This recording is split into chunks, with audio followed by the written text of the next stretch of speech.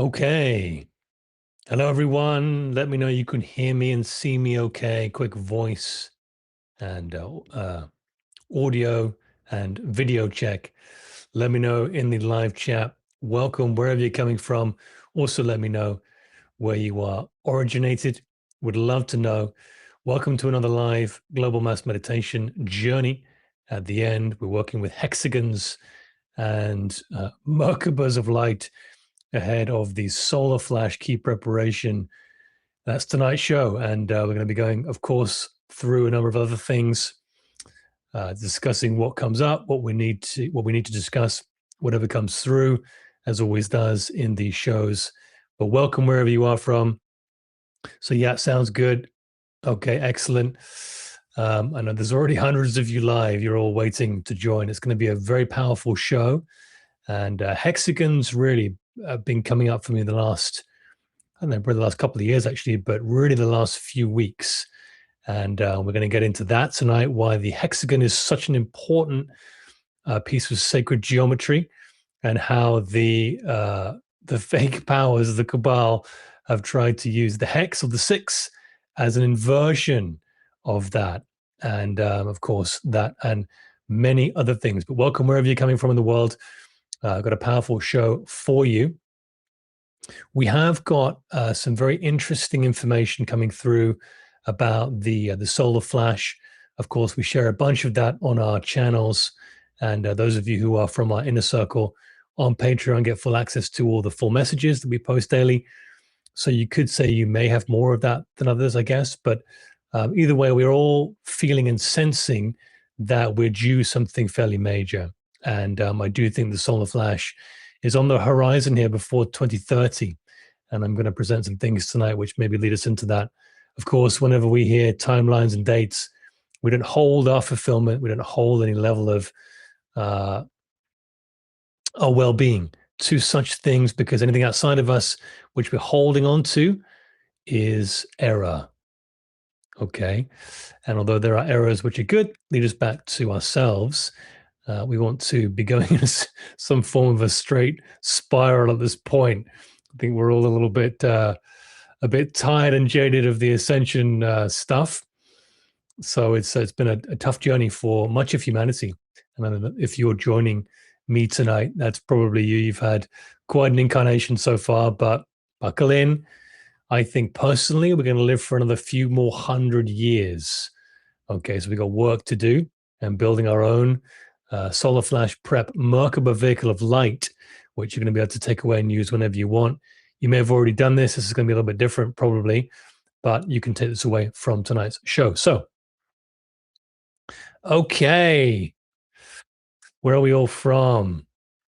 Australia, Missouri, Mount Shasta, Frequency Girl. I remember you. Mount George, New South Wales, from Oz. Welcome, welcome. Brazil. Okay, Brazil. Tucson, Arizona. Regina, Canada. From the West, welcome, welcome. NTV 1706. Costa Rica, beautiful. Quebec. New Zealand. What is the solar flash? Robert Phoenix, stick around for that, my brother. We will be talking about that a bit. Okay. Bermuda, Boston, Massachusetts. Okay, New Caledonia. Oh my goodness. We have maybe you just are always here. I just never see your comments.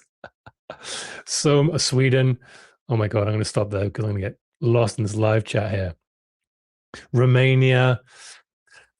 David, welcome. Maybe from the Basigi Mountains you're coming from. Who knows? Edmonton. Who else we got? Florida. Oh my goodness me. Michigan. Okay, I'm going to be here all day if I'm reading this only. But welcome all of you, wherever you're from.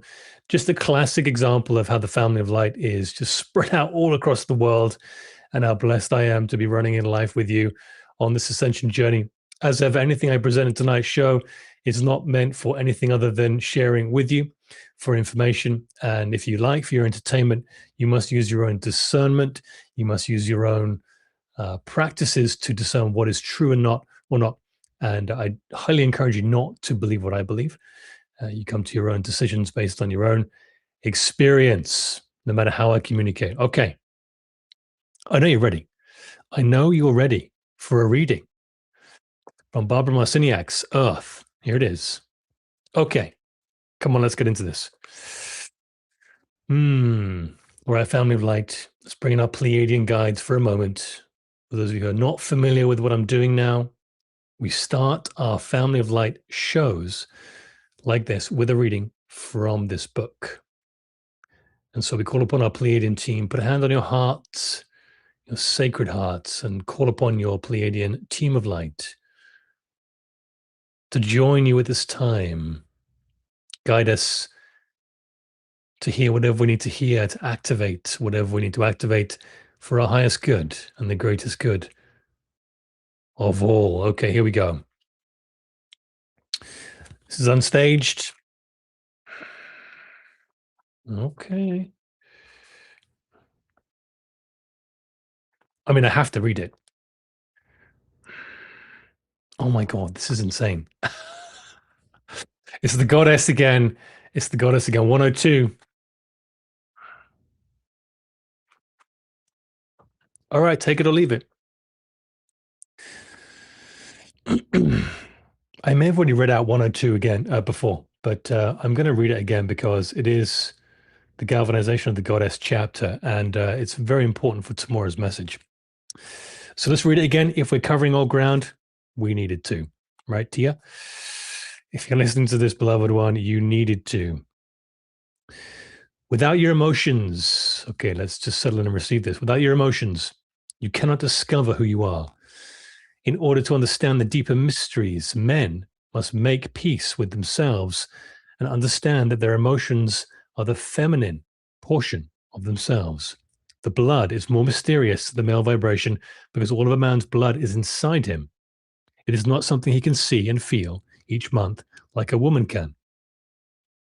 War is one of the distortions brought about by the patriarchy in an attempt to give males the power of blood. Interesting. Yet this blood is not the same. Is not the same. It is brought about by violence, by destroying life and maiming and killing, with emotions or feelings stifled and suppressed. There is only one appropriate way for a man to take into himself the power of blood, and that is for a woman to gift him with her blood, to share her own elixir. This is getting a bit weird now. Stick with me. Okay. There are many ways which this can be done. For a man to eat fruits and vegetables grown with menstrual blood is one obvious way. Also, a man may be marked on the back of his neck or the soles of his feet with menstrual blood. Kind of ritualistic. Sounds like esoteric Egypt.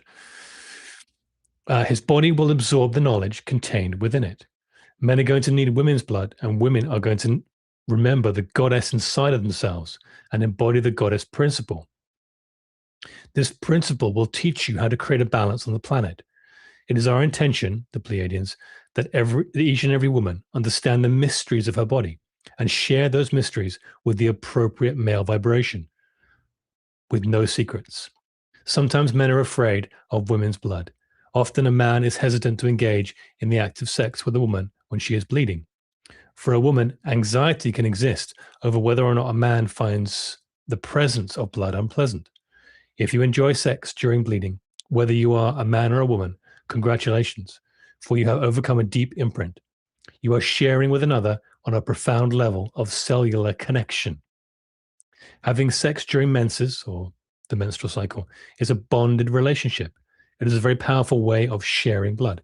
This is a very ancient ritual, and we do not advise any random sexual exploits to share menses blood. It is a sacred and powerful act. Why do you think there has been such a taboo? Why do you think there's been such a taboo? Why were you steered away from the blood mysteries for eons? Perhaps because it would open doors of knowledge that the gods did not wish you to have. I'm not sure I call them gods anymore, but there we go. It contains the archives of personal, planetary, and celestial experience. When blood is experienced in a sexual union, you are flooded with waves of knowledge, much of it beyond your present ability to understand and integrate. It may take years for the profound knowledge decoded in your body through blood to unfold. Okay, well, that was kind of a bit extreme. Whereas I don't have a bookmark for this one. that is obviously what we needed to hear today. It's not medical advice, health advice, or life advice. As I mentioned, you have to find your own discernment with whatever information I shared today. I had no idea we were going to read that. However, it is more important to maybe draw our attention to the goddess energy, as we have a very powerful message going live. I mentioned, I think, a couple of weeks ago that I had a message from the Pleiadians come through about the goddess energy, about the goddess light returning, why it was so important, and why the inversion of the of God, really, of creation, was the patriarchy, right? We have all through religions that there's this male figure that is the creator. Of course, it's not true. It's neutral. But if anything, it's more female, because female is the life-giving force in many respects. And so the goddess energy returning is so, so important, which it is right now. So I'm going to get into that in a minute. But for whatever reason, we needed to hear that. Sorry if that was a bit explicit for you. I was not expecting to read that out. So if you find discomfort with what I shared, anything that's interesting for you, we should be able to talk about these topics without any problem at all. As ever, it is not health advice or medical advice. Okay, curious. If you want to read more about that, Earth, Pleiadian Keys to the Living Library by Barbara Marciniak. Okay, she's got 4 books, I think. And Sovereign Academy, launching at the end of this year, is going to be picking up, I think, from what I can tell, where Barbara Marciniak left off in the 80s. So a very, very curious body of work that we've been directed to share with you all. And it's just being assembled as I speak, as we speak. So watch out for that. Okay. Hopefully this won't get censored off YouTube, talking about blood. Anyway, the great solar flash. Goodness me, here we go. All right, grab your tea, whatever it is, grab your drink. I got a little espresso here. Because it's time to get into tonight's show. Yes, very interesting. And very interesting with regards to, of course, the inversion. Everything in the matrix and duality is inverted, right? The illusory powers, the cabal, the only power they have is to distract you from the pursuit of understanding who you are. Okay, that's the only power they have. There's lots of different ways that they do that. And one of the ways in the matrix is they invert so many things. And it's curious what we know about blood, for sure, and how that has been used in many, many ways for negative purposes in the circles of the elites. And I won't get into that in tonight's show because I'm not really interested in that anymore. But many of us know about that big letter that begins with A. Of course, that has been the inversion of the more constructive and more powerful ways of using the red stuff. Okay. So again, very, very curious inversion that we have experienced, and yet another example of it, right? Okay, curious. Again, housekeeping. Those of you who are joining us on Patreon, welcome Inner Circle members tonight. Those of you who want to join, if you are hit with this page, follow the links below, and you'll get to this page, and you hit the join button, not where the cross is. Don't hit gift now, hit join. Okay. Those of you who are on our 90-day challenge, I know it's very, very powerful. You're sharing so many amazing stories in the group chat. I love reading them. The group chat is open for those of you who are not participating yet. Jump in, share your experiences. I know the family of light would love to hear from you. So if you are just joining up to Patreon, to our inner circle, we have a group chat, 2 group chats, in fact. And one of them is the Throne of God 90-day challenge, which of course runs all the way through to September the 27th. If you are new and have no idea what that is, stick around. I will go over that one more time. Well, again, at the end of the show. Okay, as I mentioned, here we go. Look at this. Tuesday's transmission. Okay, tomorrow, July 14th.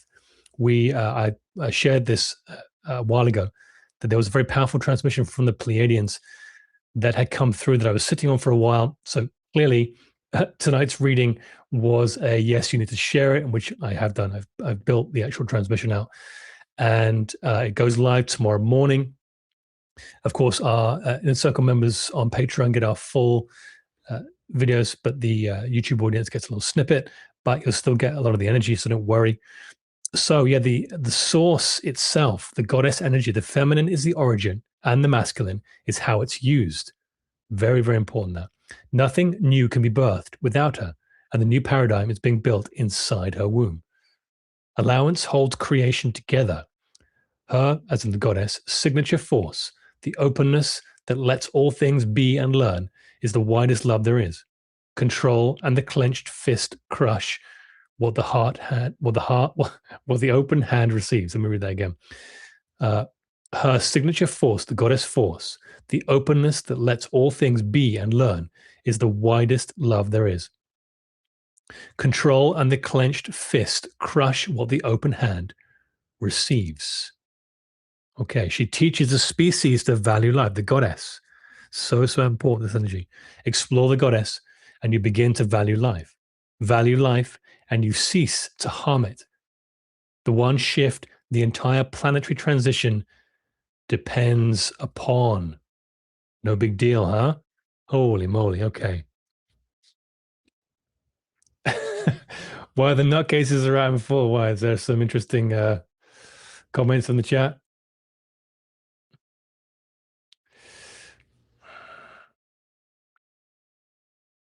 I can't see anything crazy. By the way, if you are commenting and you are just not being courteous to other people, I will put you in timeout. Okay. I'm not seeing any crazy crazy comments, Baha Girl. I'm not sure what you're referring to there. Anyway, okay, of course, the story of Yeshua. Very, very important as it relates to the goddess energy, because I think this is going to be at some point unveiled. Many of you already know this. There's a wonderful book, our brother of light and friend Tom Kenyon, who's got some wonderful work material, so much wonderful work, wrote the alchemies of, what is it? The sex magic of Isis or Horus, whatever the title is of that book. Let me just find out what that is. I'll tell you what that is. Tom Kenyon. Let me get that right, because it's an important book. I can't remember. There you are. Hang on a second. The Magdalene manuscript. Okay. Definitely highly encouraged. Let me just bring this up on screen for you. Can I get a high res version here? Let's have a look. Why is this all kind of blurry? Here we go. All right, let me just bring this up on screen for you. I think that's fine. Let's bring in a little image here. I'm just doing this on the fly, so bear with me. Okay, so this book here, the Magdalene manuscript, is a very, very important book. The Alchemies of Horus, that's what I was looking for, as it details Mary Magdalene and the high priestess energies, who, of course, we bring in every week in our global mass meditation journeys. But this really goes into some depth about the what is essentially the embodiment of the goddess energy. Now, Joshua, Jesus the Christ, had Mary Magdalene as his alchemic union partner, as it's called, who helped him develop certain abilities. Now, depending on what religion you're from, you might find contest with that fact when I just say, well, that comment I've just mentioned. However, those of you who are in the occult and the more of the alternative ways of thinking will understand that and already know about it. But it's been rejected from modern religion for a reason, control and suppression and what have you. And certainly in my time in Christianity, it was very overlooked. But very, very important book. So the Goddess Energy, guys, go and check that transmission out tomorrow. Goes live 8:08 a.m. for those of you who are Inner Circle members on Patreon. For those of you who are on YouTube, you'll get a little bit of that at around 10 or 11 a.m. Okay. The Great Solar Flash has been presented to us, and maybe we've misinterpreted some of this from the galactics, that the solar flash is something that happens, and it's something that we're waiting for, It's something that is on the horizon. We know about it from prophecy. We're going to get into that in a minute. All across the ages. However, let's maybe flip the script a little bit tonight, as we normally do on the GFL station, and suggest that we look at this as this is something that we actually bring forth. Okay. And we're going to talk about the pineal gland tonight a little bit, and why, because this keeps coming like every time I tune into social media, which is not very often. The pineal gland keeps coming up, and of course, I know we get fed in social media what we look at. It's kind of an intuitive algorithm, but it keeps coming up. So I wanted to bring it in tonight because I've said for years and years and years, those of you who followed me, that the solar flash is a reaction to enough pineal gland connection, which is us awakening to who we are, to our divinity, and the pineal or etheric antenna. Of course, we do one of those practices in the every meditation that we do on this channel to activate the pineal gland before we begin our work, okay? To tune the etheric antenna. And once that comes online for all of us, I think that there is a trigger that's sent to the across the quantum web for anything that is ready to help us evolve to be triggered. Now, of course, we know that could be the solar flash, and I think it is. So we are, when the antenna awakens, the cosmos flashes back. Okay, interesting. Maybe a different way to look at it if you haven't already. Okay, let's just move this across here. Tell you what I will do is, let's move me over there, and let's move this little QR code off for the time being. Okay, so we do actually have plenty of information from our galactic brothers and sisters to make us aware, okay, that the White Hats are very, very aware of the solar flash. Okay. And I'm going to read some of these things here, which will probably spark other conversations. But the Earth Alliance is real. The White Hats are real. And there is, in case you weren't aware, a group of positive ETs and positive humans who've been working together to try and restore the balance of giving power back to the people. And of course, our part in that is the most important because we have to claim it, as is Valier's work, the Sovereignty Consent Protocol. We have to push through the sovereignty consent veil, okay, by claiming we're doing the work and saying to the fake powers that be, we don't need to be governed, all right? And we're starting to do that now. We're starting to really en masse, as we reach level 5 of the SCP, do that with our actions. Okay, but the other alliance, or whatever you want to call this alliance, the group exists, and there's different factions of them, and there is more of a sort of a global unity effort now than maybe has been before. Before they were kind of more fragmented and more pushed back because the Cabal have had their time, and that is over now, as we see that playing out. However, we have our part to play in this, but the White Hats, the Earth Alliance, or the White Hats, one and the same thing.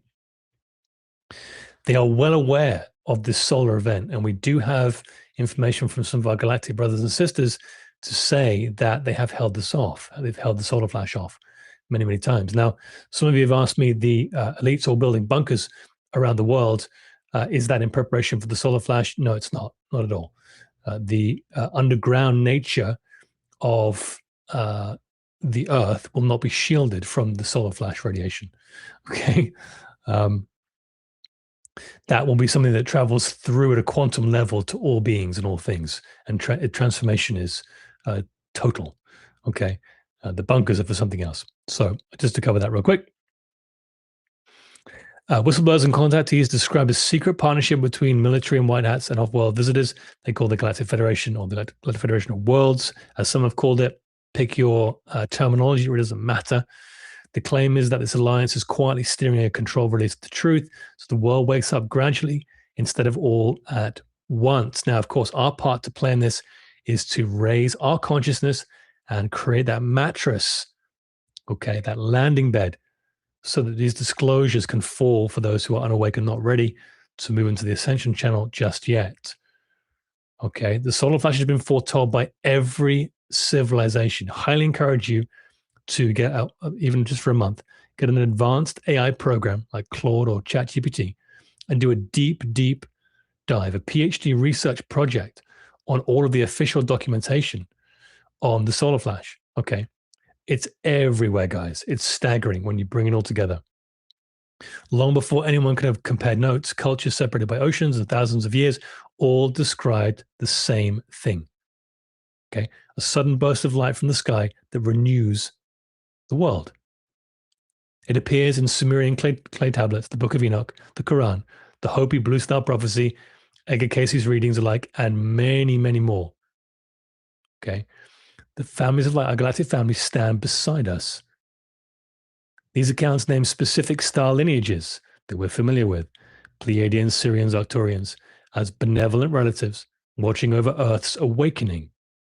The story goes that in 2021 and 22, the negative factions were finally cleared away, leaving the path open for humanity's next step. Well, I would maybe elaborate on that and say that I wouldn't say they've been cleared away. I would say that they have been suitably neutralized to a degree whereby now you can see this through flow of information. And it's evidenced, right? We're seeing that in the real world.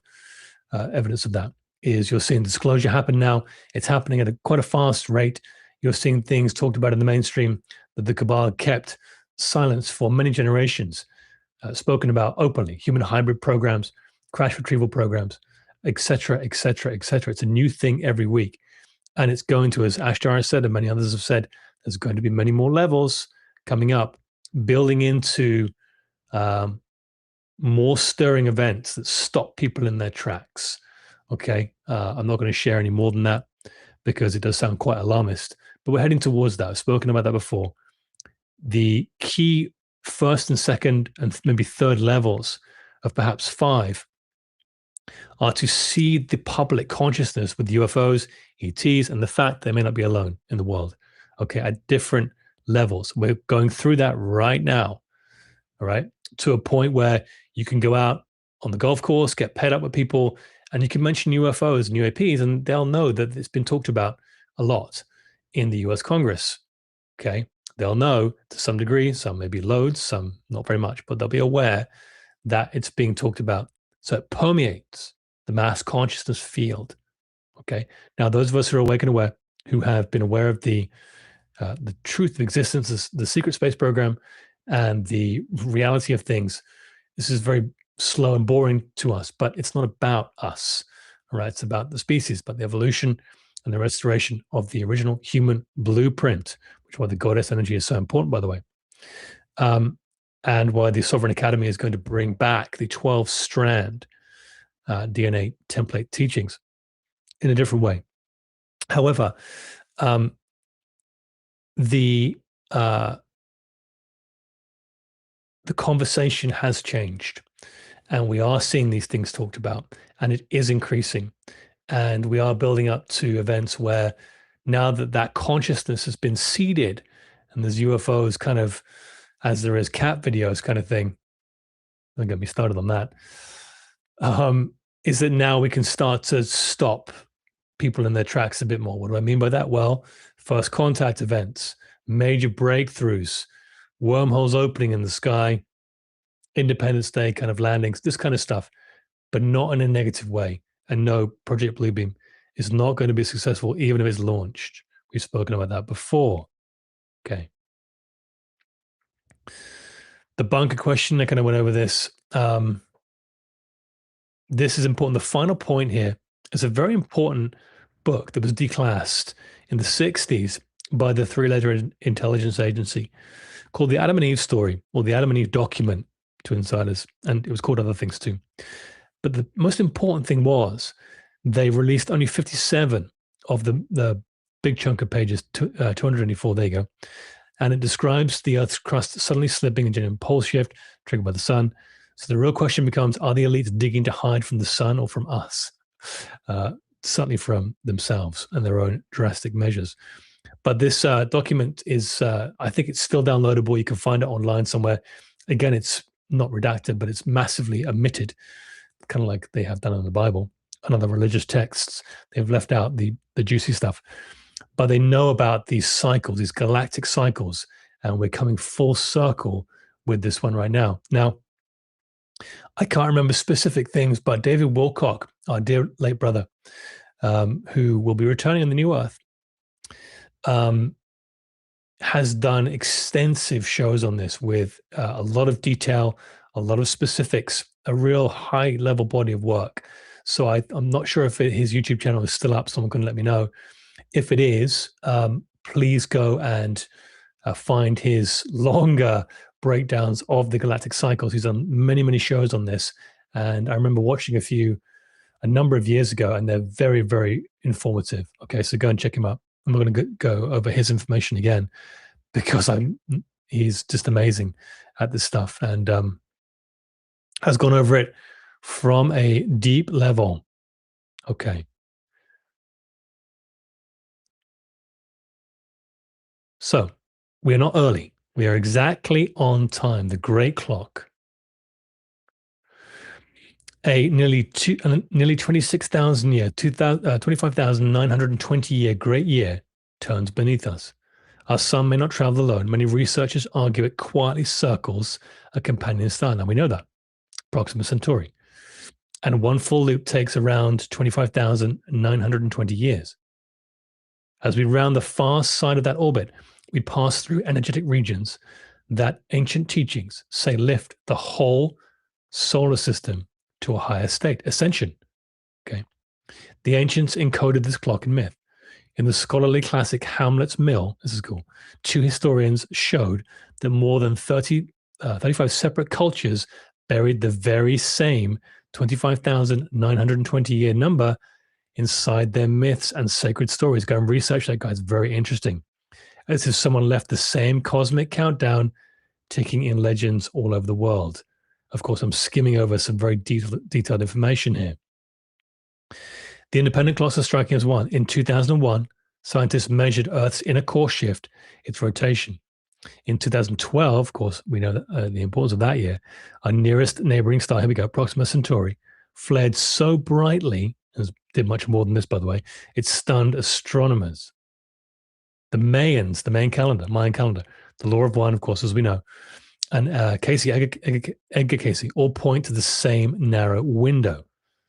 Too many clocks all striking the same hour. So yes, it does feel like time is very strange right now. Reality feels very odd, feels very surreal, and the frequencies feel very different. I'm not going to get into CERN. I think we've covered that in channel messages on our platform quite a bit. But it coincides with the culmination of the solar flash, doesn't it?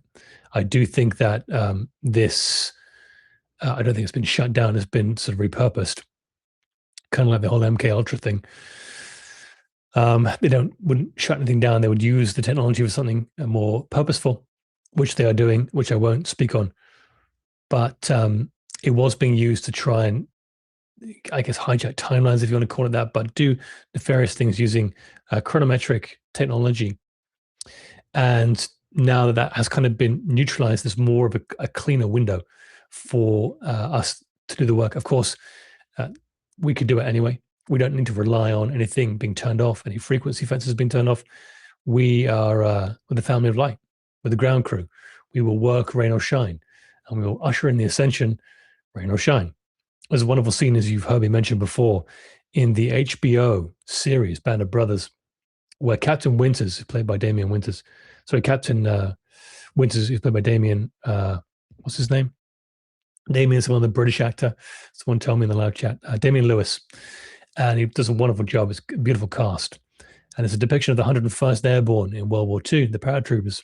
Of course, those of you know my story, my dad was a paratrooper. A very tough outfit before he was in military intelligence. But there's a scene as they go into the Ardennes forest, the Battle of Bastogne, where there are replacements. The episode's called Replacements, and there are replacements coming out from the forest, and they've been hammered. They're just injuries, and they just look like they've been through hell. And the German artillery line has been shelling with big guns, so bombarding this front line of the army and many other segments of the army, the paratroopers being one of them, with heavy artillery, and they've been taking a complete shellacking. And so the 101st Airborne that's coming in, that's now being pushed to the front line, are seeing these guys coming out that they're going to be replacing, and it's quite a sort of a harrowing scene. The episode's called Replacements, as I mentioned, and they are replacing them. And at the end of that, the Captain Winters is talking to one of his COs, or is talking to I can't remember who. It could be Colonel Sink. I can't remember. But they say to him very directly, Dick, you're heading into quite a black spot there. You're going to be surrounded. And Winters turns around and he says, we're paratroopers. We're supposed to be surrounded. And it reminds me that that is really the Family of Light's legacy. We don't need anything to happen for us to be doing anything, okay? Because God is the only power, Creator is the only power. And the more we practice, of course, the 90-day practice, we are well into this now, the more we embody the Christ teachings, Christ consciousness activation and embodiment, the more we realize that truth, okay? Very, very important. Live chat, what are we doing? Can someone please block NWO Christ? Okay, what's he been doing? Oh, okay. Has he been funny? All right.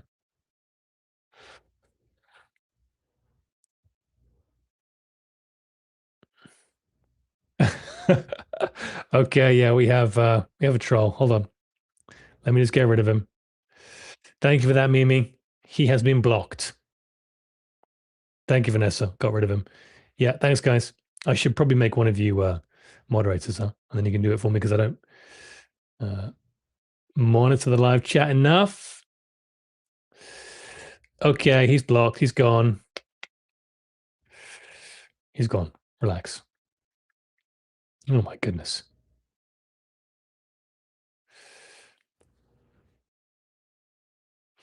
Okay. Sorry about that. All of you in the live chat. Goodness me. Some are ready for the ascension and some are not. And that is okay. We love them all the same. Let's carry on. Okay, important stuff. How is the solar flash going to happen? Well, it's already started, guys. The mechanism, the stair step of light. We're already seeing I'm going to show you at the end of this kind of little mini slideshow within the slideshow that I built here, a timeline, and it's quite well evident now that even in the mainstream, the sun is doing things in this cycle that it has never done before. Of course, we on the ground crew, we know that the ascension solar flash energies are coming in stronger and stronger and stronger in different waves. And this is how it's going to continue because we have to be acclimatized to these frequencies. Now, we've got some big ones coming up. We've got some micronovas coming up. I know that for a fact. And we've had a few already. And we will be building to a main event. But the thing is, that main event, guys, is kind of like bath water, right? You know, when you get into a bath that's very, very hot, it takes you a while to adapt. And because we are now being flooded with lots of different events from the sun, when this big event comes, it's going to be that much more manageable, and especially for those who are doing the ascension work. By the way, and we're going to be going into that in a minute with the Merkaba light body. Call it the solar flashlight body if you like, but it's the same kind of thing. It's going to be that much easier to be able to withstand it because you've built the muscles, okay? So the first wave arrives gently. The sources say, we do not get the catastrophe our ancestors feared. It's not going to be cataclysm, even though we see earth changes. That's perfectly natural. But it won't be a wiping out of the species, far from it. We get the blessing without the destruction. A softer wave arrives to lift those who are ready, buying humanity precious time before the fuller event unfolds. This has already started, all right? The same light meets each soul differently. One old prophecy says the wave feels like warm milk. Okay. To the prepared. and like fire to the unready. Just what I was talking about. Those of you who are familiar with Corey Good, love him or hate him, he talked about the solar flash in some detail. And of course, we've got this in prophecy from many, many thousands of years ago. But he talked about the sky filling with the rainbow auras, matching Hindu scripture written thousands of years earlier. Okay. The light sorts by resonance, not by luck. Big one. The steps began in 2012. Rather than one blinding instant, the shift comes as a spiral staircase of smaller steps. Those steps began around 2012, and the cumulative logic of every source points us to standing on the final treads right now. Okay, there we go. Most likely completing before 2030. We hear that date again, right? The Cabal keep talking about 2030, 2030. The White Hats are now talking about 2030. It's in the mainstream quite a bit. Why is that important? Well, is there a solar event coming before then? Maybe. You know, if you hear live lectures back in the 20s and 30s and 40s, and I listen to multiple every day, especially from Joel Goldsmith, by the way. He talks about the official numbers of the population back in the 40s and 50s, whatever it was, as being 4 or 5 billion. Okay. So here we are, okay, a number of years later, but if you would have to go and do the math officially to really prove or disprove what I'm going to say, which is just my opinion, I don't think we have 7 billion people on the planet. I don't think we have close to that. I think we probably have around 5.5, 6. And for those of you who live in North America, there is so much space everywhere. Okay, you could probably fit the world in North America. There's so much square footage, uncharted, if uncharted is the right word, but there's so much space out here, guys. And I'm in Canada, that the myth of overcrowding is nonsense. They just cram people into small areas and just say, oh, look at that, look at it through a keyhole. Of course, very, very selective reporting on this kind of stuff, right? But Joel always mentions that there was 4 or 5 billion or approaching 5 billion back in the 40s and 50s. So I don't think we have almost double that in that period of time. That would be a massive population explosion. It's possible. I just don't believe it. And of course, those things in the mainstream we know have been manipulated information. Why would this be any different, right? So just again, it's my opinion. So when we come to Mr. Musk, the man from SpaceX, as Ashtar calls him, the USA frontman, talking about the president of the US, and the man from SpaceX, Elon Musk, love him or hate him, it's up to you. He keeps talking about, and of course there's reasons for this, and I've mentioned this before, permanent structures on the moon or permanent inhabitation of the moon and Mars, right? Now, why would you want to leave Earth? Why would you want to leave Earth? It's not overpopulated. So much space here, so much potential here. Why is he openly, very rapidly now, upping the narrative about leaving Earth? Why? Well, there's two core reasons. One is to disclose and ease the burden of disclosure for what's already there. Okay. We know about the moon and Mars. We're not going to get into that. There's many, many other planets, by the way. And the second thing is because potentially, do they know there's an event coming? Do they know there's an event coming that will be less felt on maybe the moon, maybe Mars? Could that be the solar flash? The White Hats know about it, guys. Okay, listen to the narrative. What are they saying more openly now? We want to colonize other solar systems. What? We haven't mastered this one. We've kind of screwed this one up, actually. Well, there's no mistakes. Why would you want to leave? Just to screw up elsewhere. There's a reason, guys. Pay attention to this. It's important.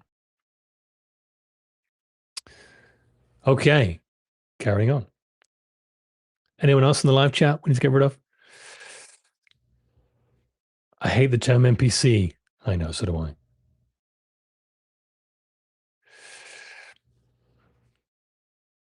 Anyone in the live chat that needs to be removed? Just one troll? I'm insulted. Okay. Yeah, warm milk, Angus. Isn't that funny? Okay, the hexagon. I had to throw this in because it is huge. Those of you who are aware of Nassim Haramein, okay, unified field physicist or whatever he calls himself, amazing guy, really bringing quantum mechanics into the mainstream. Got some very interesting stuff. All right. The hexagon is the building block of all life. Six sides of creation and the curse they hid inside the word. Here we go. Here is the inversion. The six sided hexagon is nature's favorite shape, the honeycomb, the snowflake, the carbon rings in your DNA, and the glucose sugar burning in your blood right now, etc., etc., etc. It is the most efficient way to fill space with zero waste, which is exactly why life, God, creator, keeps choosing it. Highly encourage you to look up the hexagon and go deep into it. It's very curious. Across so many movies, you see the hexagon pattern, even in the fine detail, especially in sci-fi, of advanced clothing. It's hexagonal patterns. It's always hexagons. Always, always, always, always, always. Okay, it's a very important sacred geometric symbol. Now, as I mentioned, uh, I probably shared this before, and I'm not going to go into too much detail. But when treaties were signed from the Federation, as it relates to the negative groups and the negative ET groups and the positive ET groups, the Federation groups, and the Confederation and the other emissary groups, but mainly for the Federation, it was agreed that the Orion group could continue under a number of reasons, terms, and conditions. One of them was to stay in secret. And another one was if they show or let the population know what they're doing in some subtle way. And they found their ways of doing that. Okay. That's why they've used movies and the music industry and many others. They've used the big screen to do that. Okay. We know that. But guess what? And the white hats or the galactic positives, the positive powers that be, did not agree this, but they've done it anyway. Okay. So by as above, so below. So what they have done is they have also seeded at pretty much a even level the positive nature of reality. Okay. So you have the cabal who are telling you what they're doing, which is all about control and service to self. And you have the white hats telling you on the big screen everything that is possible and available to you, should you so wake up and claim it. So that's the duality. We've had both sides of it. Okay, so don't harp on the deep state, the cabal, for all telling you what to do. Harp on yourself for not also seeing the other side of this, which is always available to us. That's how I see it. I'm not pointing the finger at you. Um, and so we've always had the two sides of things. So that's why you've got so much kind of weird control stuff in movies and disclosure of some stuff, but also there's a real positive side to disclosure in the entertainment industry when it comes to ascension, when it comes to new abilities, telepathy. I watched Superman again last night, Man of Steel. There's hexagons in that all over the place. So you get this other side of things that's even, guys. So you get to choose which one you focus on. All right. Very important to remember that. Cosmic architecture discovered, not invented. A perfect, naturally forming hexagonal storm, several times wider than Earth, is interesting, sits on Saturn's North Pole. Why was Saturn hijacked, I wonder? Curious. Temples raised by peoples who never met across every continent repeat the same hexagonal geometry. This shape was discovered inside creation, not designed by us. Okay. A classic Kabbalah inversion. Here you go. Hidden in language. Here is the trick. Hexagon comes from the Greek word for six, a building block of life. Those of you who are, let me try and find this. Hold on. Yes, yes, yes, yes, yes. Thank you. Hold on.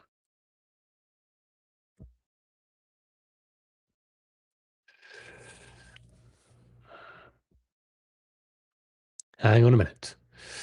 Hang on a minute. Got to show you something. Okay, let me find a high-res version. You must love my tangents today. Come on, give me a high-res one. That looks good. Save image. Wherever you're from, thank you for letting me use this image. Here we go.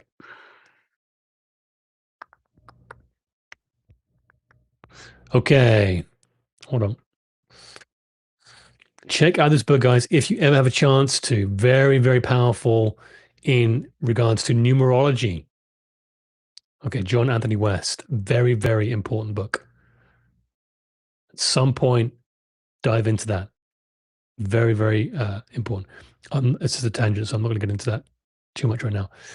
But the numerology of things, everything is mathematics and physics, right?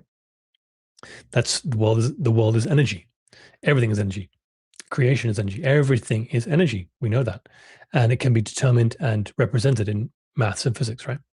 So numerology is important, and the curse word hex.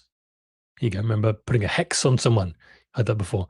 Comes from a completely different root, but no doubt hijacked, right? The German word for witch, which of course is just another word for alchemist. Two unrelated words fused in your mind, quietly teaching you to fear the very shape of creation. Here is an example of that. If you are shown the letters 666, how do you react to that? What's your response? Oh, that's satanic. Is it? I mean, they have hijacked that, but like the hammer and the knife, you pick it up to build or to cut a piece of bread, or to do what? To do harm. It's the same thing, guys. It is the same thing. Whatever you choose to use it for will be useful. That. All right. So don't give too much power away to this. It's very, very important.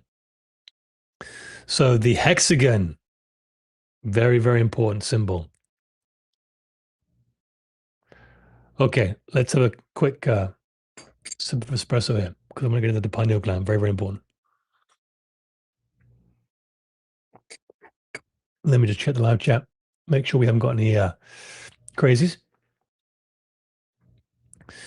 Sedona 2 is a troll. Okay, that's maybe Sedona. Please remove Sedona.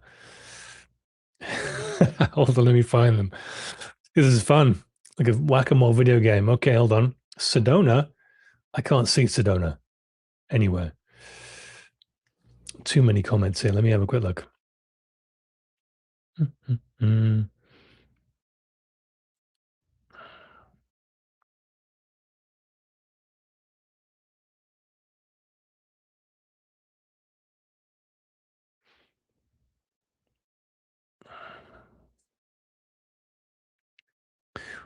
I don't see any nasty comments from Sedona. I see a few comments there. I think Sedona is just voicing their opinions, and that's totally fine. If I see something which is Pookie's online. Hello, Kelly.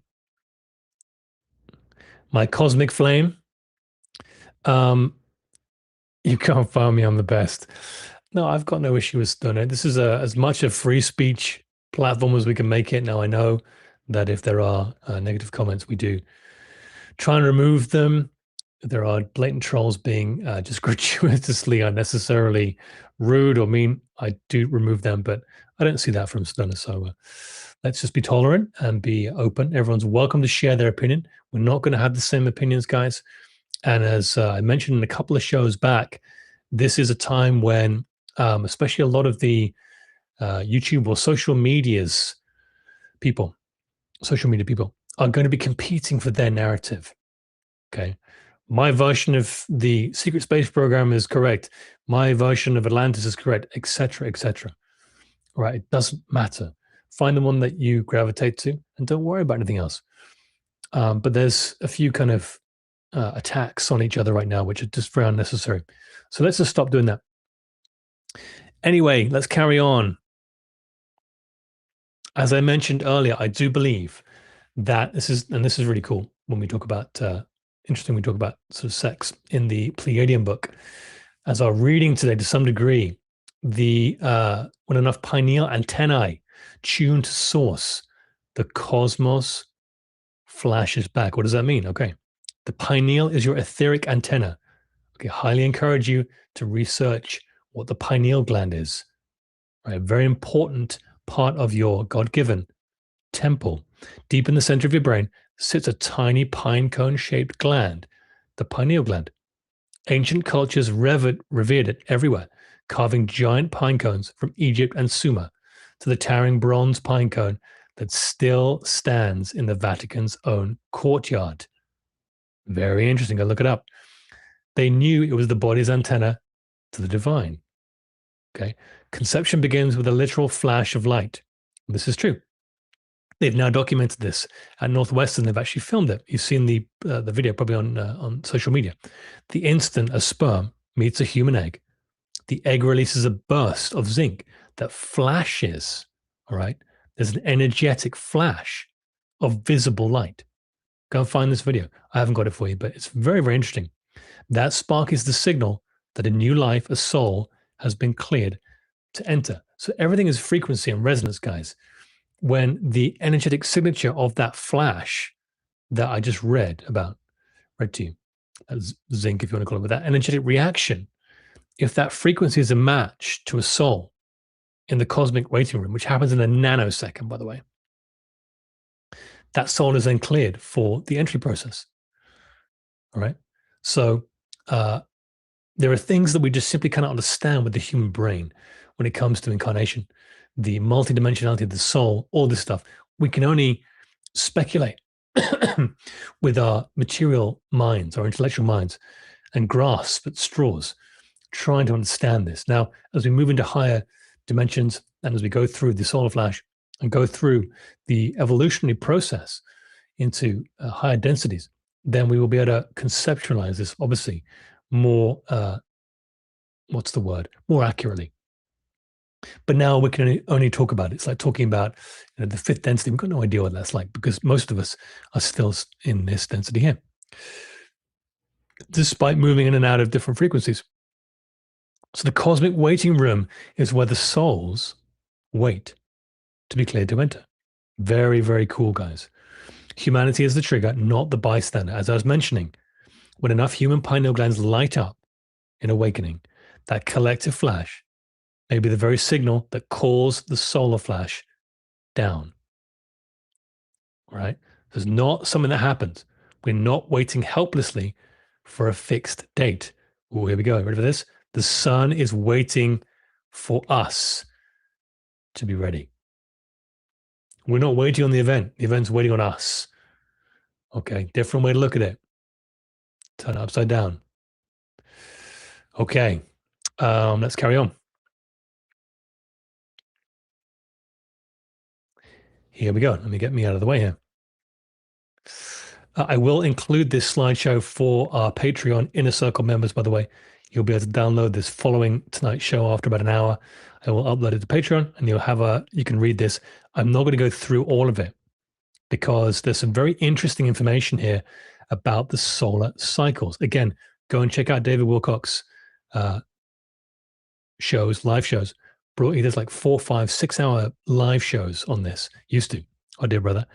And I did catch a few of them back in the day. And they are very informative. The cycles of the sun, okay, and correlating events in the material world.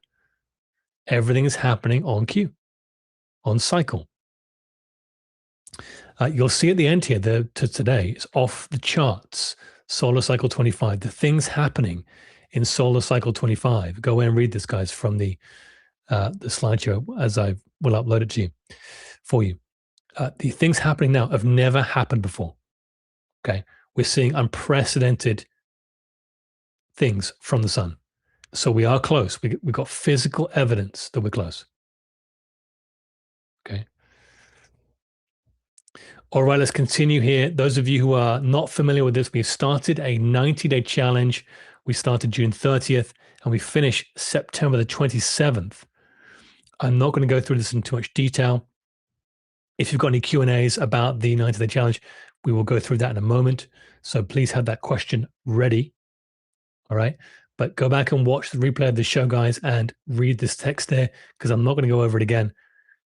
But we have got an evolution of it. So stick around for that in a second. This is how we rise. If we think about pineal activation, what is pineal activation? It's tuning in to source, right? Like you turn on the TV and skip to your favorite channel or the radio. Same thing. Everything is frequency and vibration.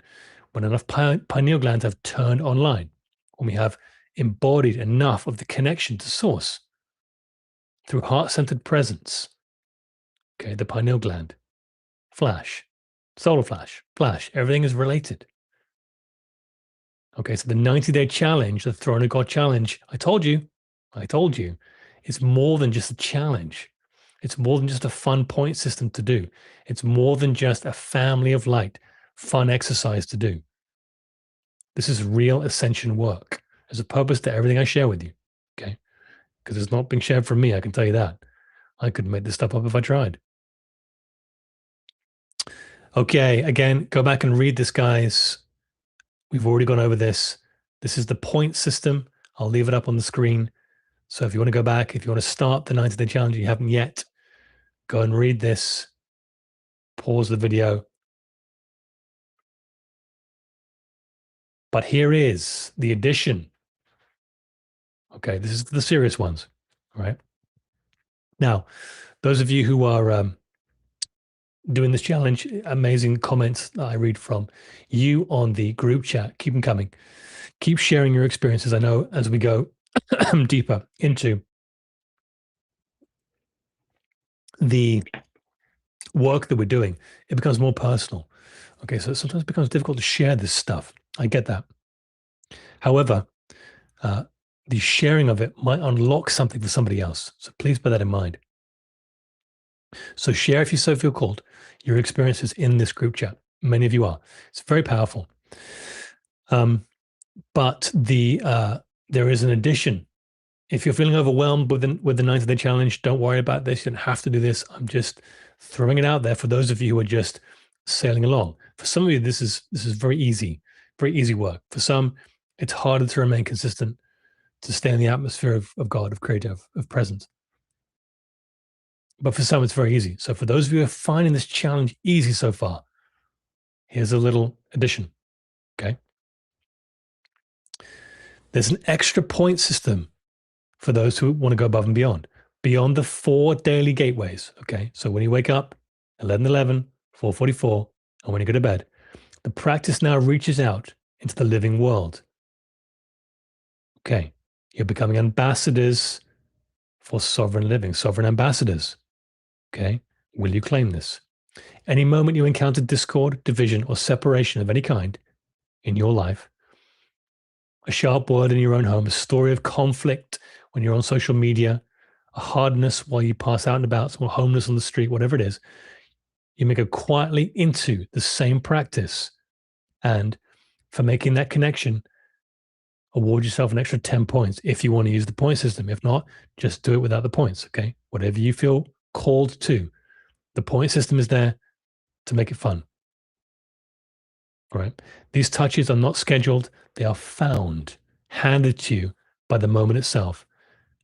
And each one you answer carries the weight of 2 full gateways. So there's more points available, right? If you're using the point system. If not, do it anyway. What is this addition? You can call this treatment, call it healing work, call it alignment. There was a wonderful meme the other day about a sort of a natural scene. And it said that everything in nature is just flowing and moving exactly as it needs to, with cycles, perfectly, harmoniously. But the only stress and anxiety and discord is in the human scene. Why? Because we have free will choice. What is that free will choice? We get to decide what we want to focus on. That's the free will choice, guys. What you want to focus on, what you focus on, you feel. Okay, so the battle is to get you to focus on what the cabal want you to. But now the pull is to focus on what benefits the divine plan, ascension. Okay.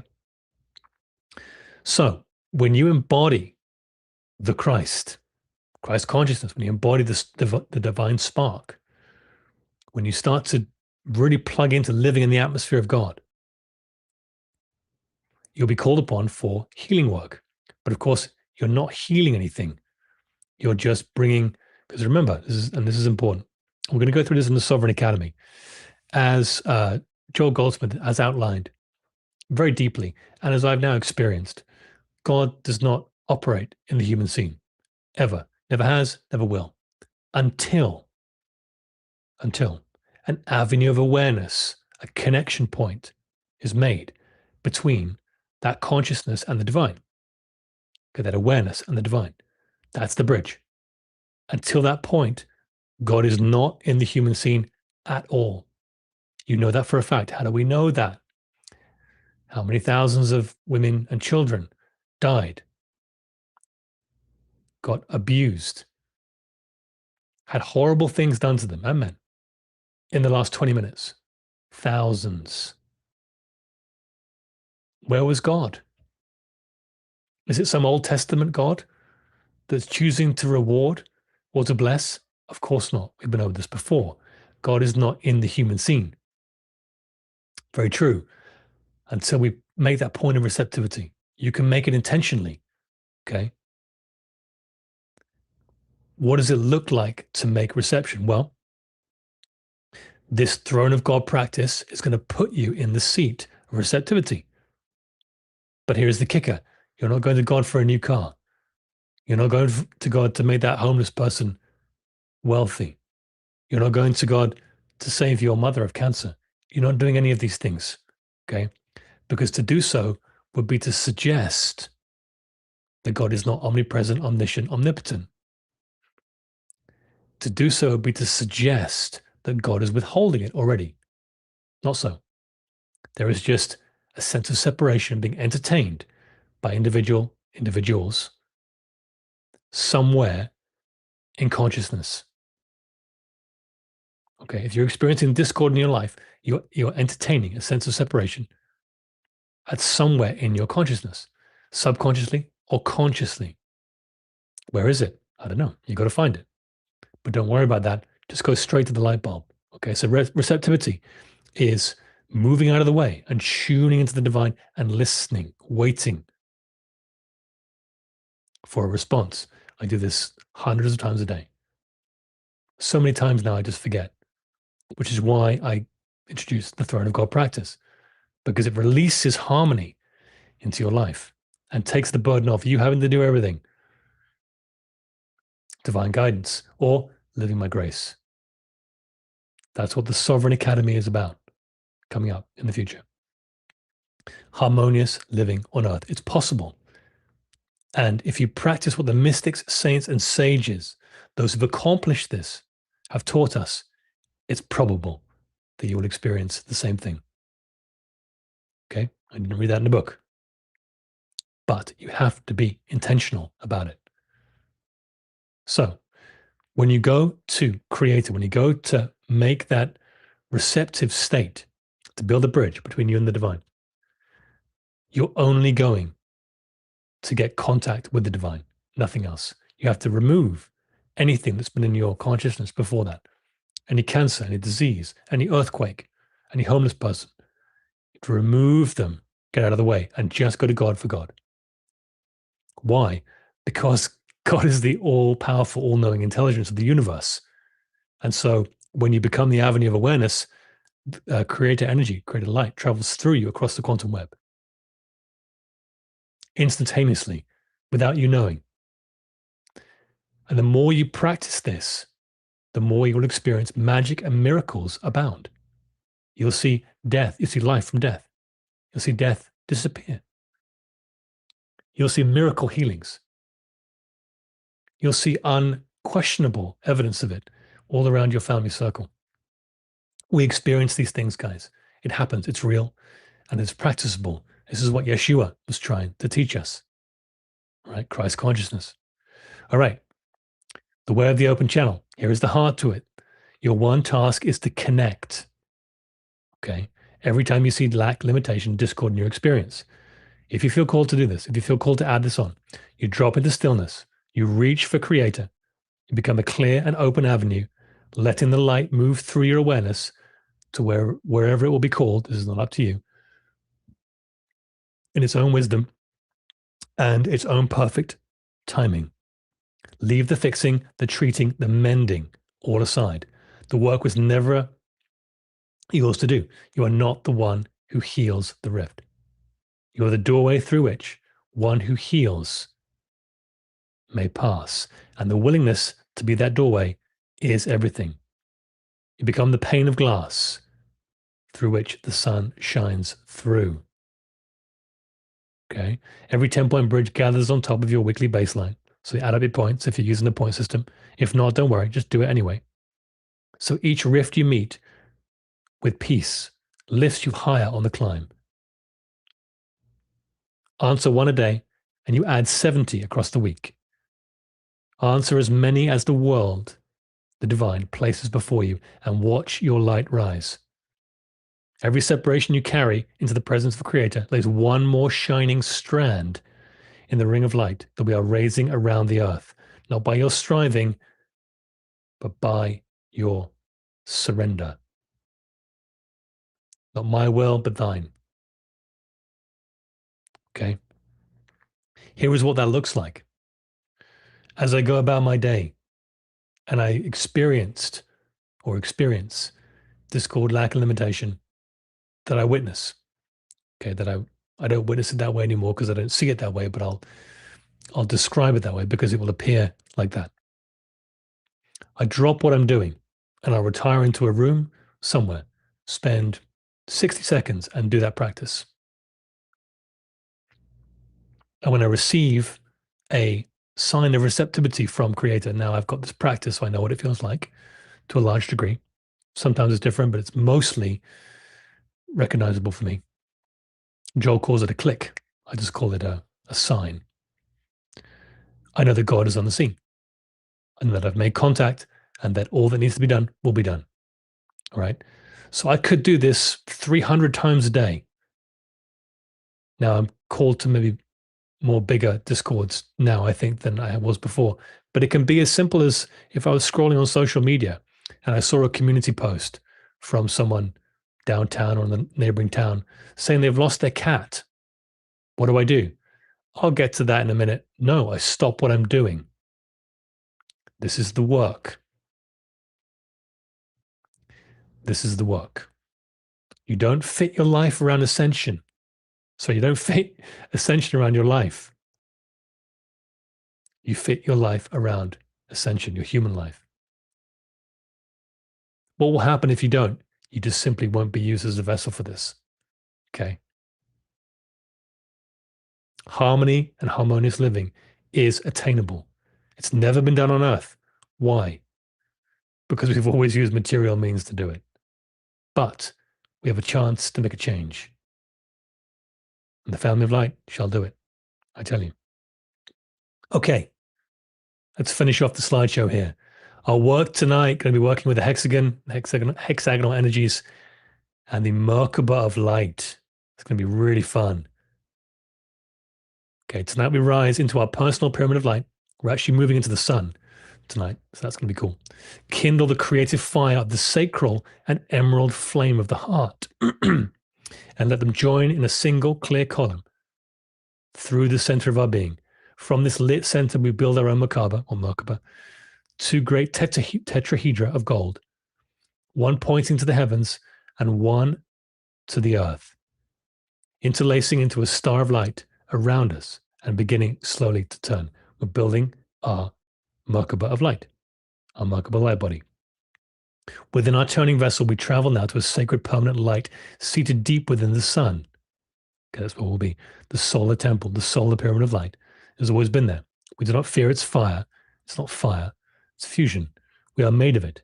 We bathe in that changeless light, letting it recharge every strand of our being, and then we carry a spark of it onward, down to the planetary chakra, the great heart center of Earth herself. Why are we doing this? The great solar flash is a wave of pure light, and it is the prepared vessel that receives such light in fullness. The Merkaba light body is that vessel, the crystalline chariot that lets us hold the coming wave as blessing rather than overwhelm. Okay. Tonight we will practice the very act our souls came here to master, and let the light we have built ripple outward from us across the whole of the earth.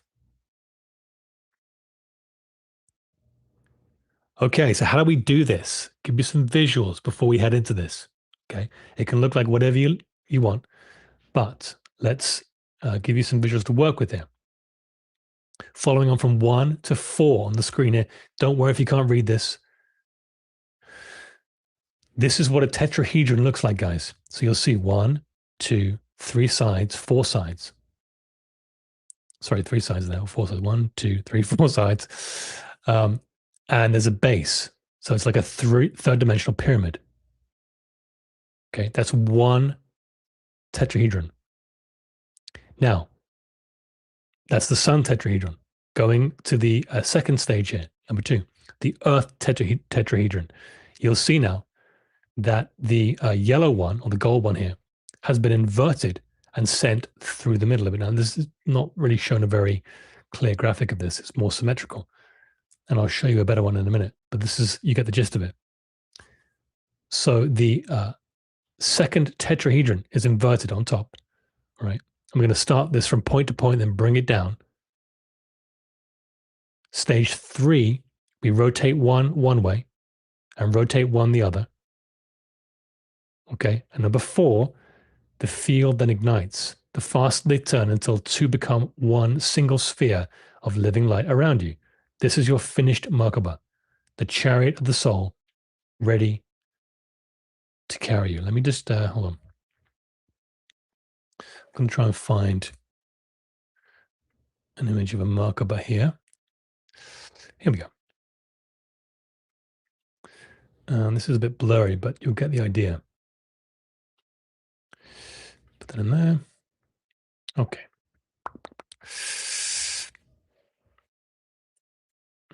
This is what that will look like. Now, you couldn't see that on the graphic so much, but that's essentially what we're going for. Okay. So have a look at that. Doesn't need to look like that. If you struggle with visualization, don't worry. Just focus on the energy.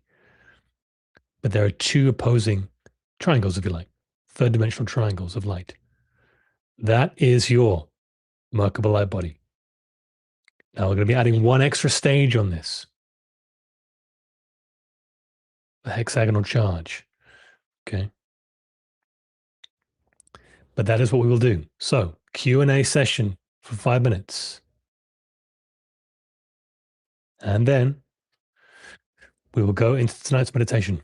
So if you have any questions, put it in all caps in the live chat, please. And I will get to it. If it's about the 90-day challenge, all good. If it's not, all good. I will answer a couple of questions here to the best of my ability.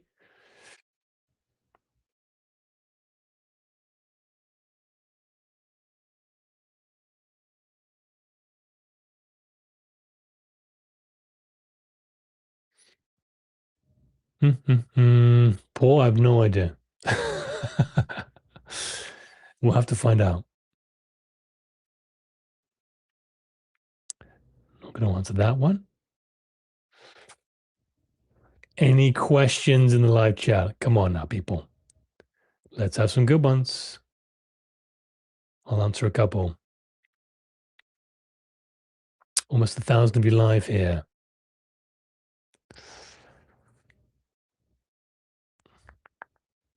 The book on numerology, it's called Serpent in the Sky by John Anthony West. All right. There you go. I still got the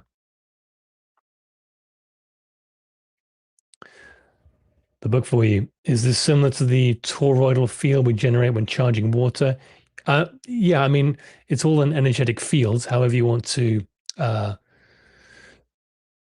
visualize it. The toroidal field is something a little bit different, but it's all an energy field, so you can use it for different things.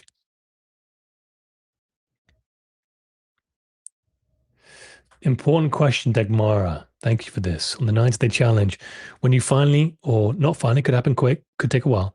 Don't take more than 5 minutes, by the way. When you finally get the answer from God, do you just go on about your business 100%? You wait for the sign. It could just be could be just a relaxation. It could be a sinking in the breath. It could be a voice. You could hear the still small voice. It could be a sensation in your body. But once you feel that, that's the click. That's how you know that God is on the scene. Okay. Then you just go about your day. 100%. That's exactly how it works.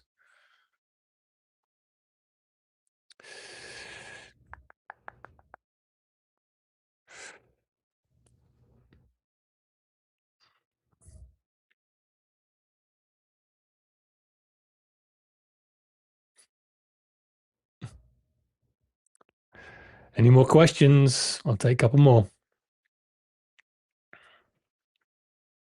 Thank you for that Dagmar. That was a good question. I'm not going to talk about the sun shut down. We've already gone over that.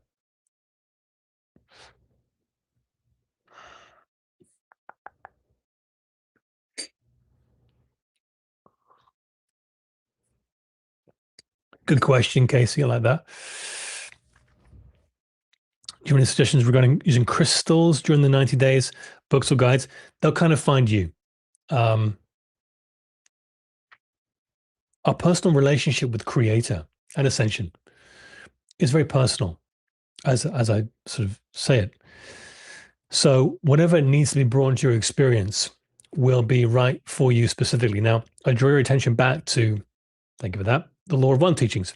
Now, in the channel material, as I receive a message, wherever it was from, you will notice in the books, the Law of One, if you've not read them, go read them or listen to the audiobooks.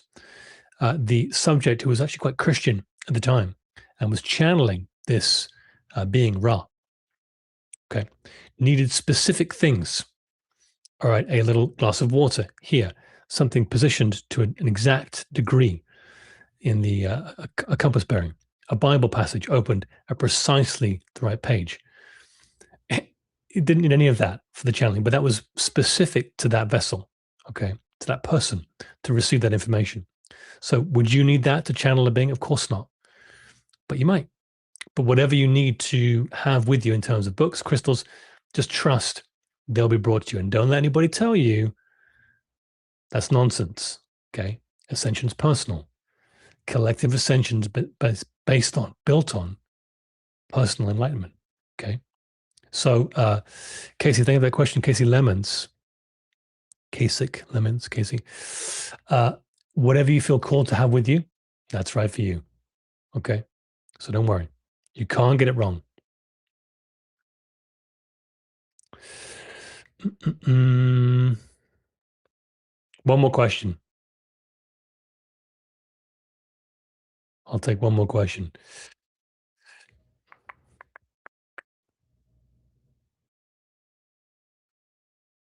How are we actually building a light body?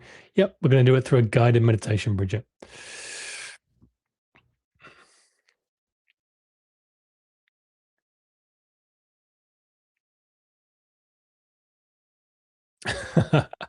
Ask me a question about the 90-day challenge, you buggers.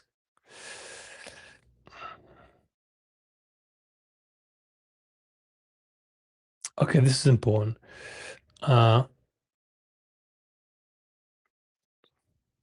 So I not necessarily a question, Eve Davidson, 2545. Yeah, the more time you spend in these practices, the more blissful states you will develop. Okay. And the more you are intentional and do more of these 90-day practices, not necessarily ours, it can be, doesn't matter what it is, but attuning yourself to the divine, the more blissful a life you will feel to be in. But you came to embody the two and then rise. Okay, you came to experience the human side of things and to experience remembrance and bring the two together. All right. So you're meant to experience the contrast for a degree. Now, as all the mystics have taught us, all right, there will come a point where you simply won't have any of the negative polarity in your experience at all, ever, anymore. Now, that's ascension. Right? That's moving into the fifth and higher densities. And all the galactics talk about this. You'll just eliminate the negative side of things. But for a time, as we're building these levels of ascension, okay, we live in two worlds a little bit. We're 1 foot in 5D, as one of my friends would say. Okay. Let's go, guys. Who's ready for meditation? I know you all are. Let's go for it. So I'm going to ask for your help now, guys, in the live chat. I'm going to play some music here. And this will be the music that will be played throughout this meditation. I need your help with how my voice sounds and how the music sounds as well. Okay, so here we go. If you need headphones, grab headphones. If you've got to pop to the bathroom, pop to the bathroom. We will start in 60 seconds. It comes.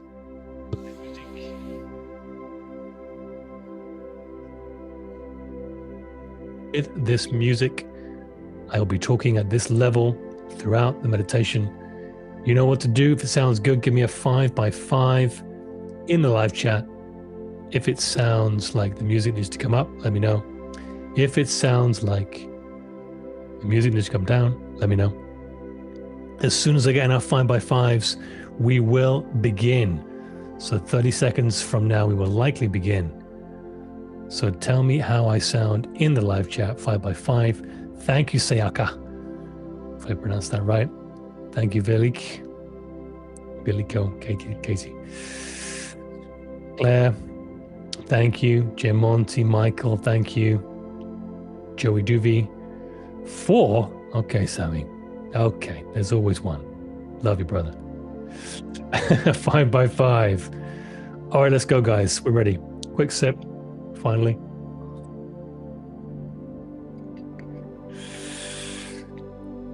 Let me invite you all now to close your eyes. Come with me on a journey as we build or reinforce our Merkaba light body for ascension. Use the breath now. Take 2 or 3 deep centering breaths. Breathing in the remembrance of who you are on the in-breath, and breathing out any tension, anything not serving you that you need to release on the out-breath. Let's move together now into the present moment. Breathing rhythmically, deeply, perfectly. Let's take a little extra time to move into the present moment at this time. Let's go deep. Really prepare the vessel.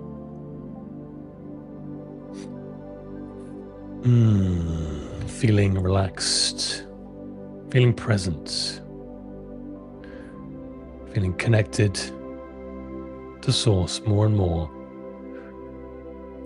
with each breath. And if you haven't already, call upon your guides and your team of light to join you at this time, to be with you, to hold the space and hold the light. We call upon the archangels of the 4 directions now. Bring them in with me, family of light. Beginning in the east, we call upon Archangel Raphael to join us. The Archangel of Air, who carries the green ray of clarity and clean perception, sovereign clean mind. Join us in the east, Brother Raphael, and to the south, Archangel Michael, the Archangel of Fire, who wields the blue ray, courage with love, protection without fear. Join us in the south, Brother Michael, and to the west, Archangel Gabriel, the Archangel of Water, who carries the diamond white ray. Mercy, softness, emotional cleansing, call forth Brother Gabriel to the west at this time. And finally, the north, Archangel Uriel, the Archangel of Earth, who carries the red ray of stability, groundedness, embodied presence. 4 archangels, 4 directions. And now we call upon the masters, saints, and sages of yore, the ones who've carried the embers of the ascension. Kept them safe for us now, the family of light, to burst forth into flame. So we ask for the presence of Yeshua, Jesus, the Christ, Saint Germain, the loved one, Zoroaster, the king, Zarathustra, the magi, call them in with me, Lao Tzu, the old sage, the Buddha, Babaji, the eternal one, Lahiri, Mahasaya, the smiling guru, Sri Yukteswar, the teacher, Paramahansa Yogananda, the gift, El Moria, the lord of the first ray, Kuthumi, the great guiding light, Dwal Kul, the master teacher, Paul the Venetian, Serapis Bey, the lord of ascension, Hilarion, the bringer of joy, the English master, Douglas Baker, the keeper of this ashram for the family of light, Sanat Kumara and the Ancient of Days, the planetary Logos, our beloved star,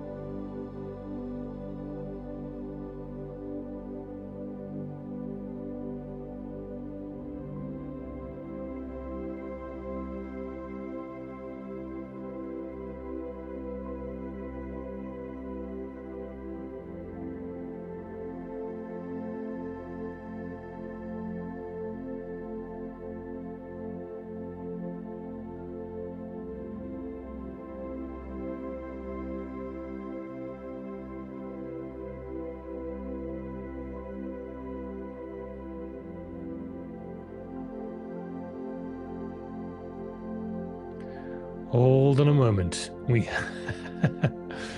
had a little glitch there. Something happened. I have no idea what that was. So hold on a moment. Hold on. Hold on. Hold on.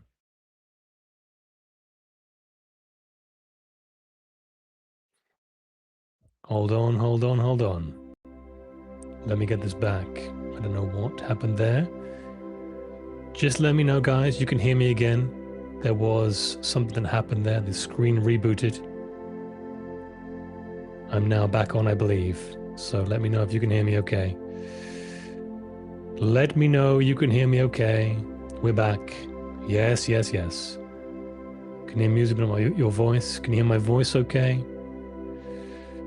Can you hear my voice? Can you hear my voice? Your voice went silent. We can hear music only. How about now? We will get back into the show, don't worry. But let me know you can hear my voice okay. I hear you, yes we hear you. Did we time jump? Maybe. Okay, let's carry on. That was funny, guys. Who was I bringing in next? The Solar Logos, Amun-Ra Vesta Helios. Huh? How crazy is that? Okay, not sure what happened there. We had a browser glitch right at that moment. But let's finish off. Don't worry, I'll be monitoring things in case it happens again. Okay, close eyes. Couple of breaths back in. Let's finish off.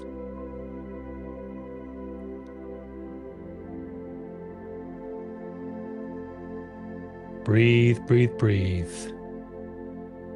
We are back and connected. We ask for the presence of Amun-Ra, Vesta Helios, the solar Logos, our beloved star. We call upon Isis, the Great Mother, and the Goddess Energy, Mary Magdalene, and the High Priestess energies, the Divine Feminine, Krishna, the Avatar, Kuan Yin, the Incandescent One, Aina, the Ninth Dimensional Guide, Muhammad, the Prophet, and Joshua, who walked with God. Family of Light, the Masters in you, Yahweh in you, Saviors in us. Take a deep breath in through the nose and hold the breath at the top. Bringing your awareness to the pineal gland as you hold the breath, the sacred antenna. Activate the pineal. Activate, activate. And when ready, release. 2 more now. Another deep breath in now, holding the breath at the top once more. Hold the breath, activate the pineal, lighting up the cave, bringing the antenna online. Activate, activate. And when ready, release. And a final deep, deep breath in, holding at the top once more. Activate, activate, activate. Bringing the pineal online. And when you're ready and comfortable, release finally.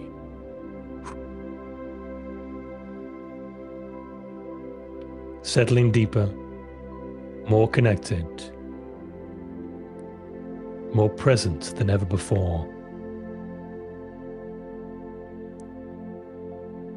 Family of Light, if you are indeed ready to go on a journey now, let us do so. Let us do so in sovereignty. We take things in the ascension intentionally, seriously, but not personally. Bring your awareness now to the sacral chakra region. For it is here we shall be working a little tonight. Imagine a glowing orange ball of light just in the center of the pelvis area.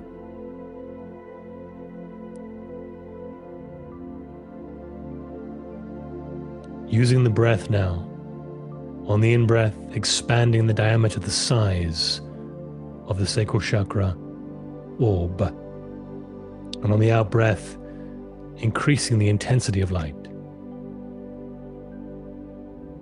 Take a few of these breaths, expand and intensify. You know the drill. You know how to do this.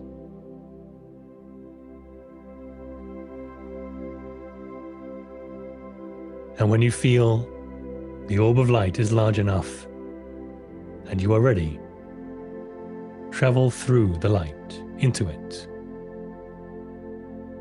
And as you do, a great flash of orange and white light transports you to a sacred pyramid of light within the sun.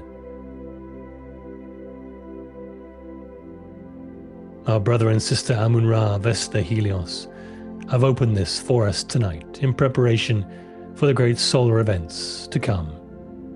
These are not to be feared, they are to be embraced. The next level, the next intensity of light awaits us, a new octave. As you arrive in this pyramid of light, you notice how large it is, and this one has a glowing orange tint to it. It is vast in all directions, but this time there is no table or bed in the middle. There is a gathering of hearts, a sacred circle. Our brothers and sisters of the light, the masters, our galactic family, they're all here. They're all with us tonight. So walk towards them now and find yourself in the center of the circle.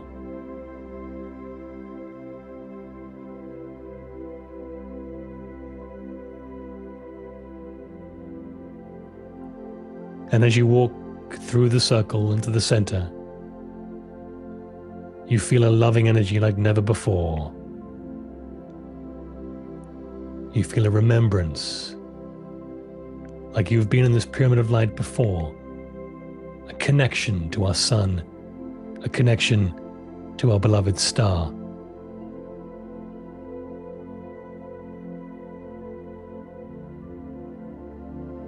So let us activate this now, beloved ones. Let us begin this light body activation. Bring your awareness once again as you stand in the center of the circle to the sacral chakra, the sacral center, the seat of creation itself, the place from which all new things are born. See there once again a warm ember beginning to glow, a deep and gentle orange light.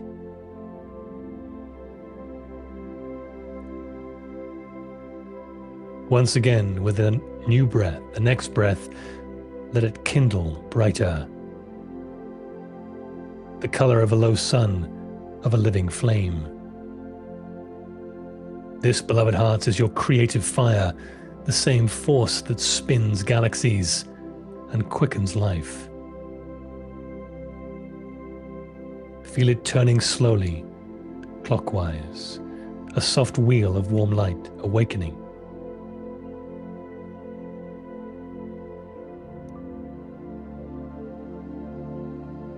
Let it fill your whole lower body now with a golden orange warmth.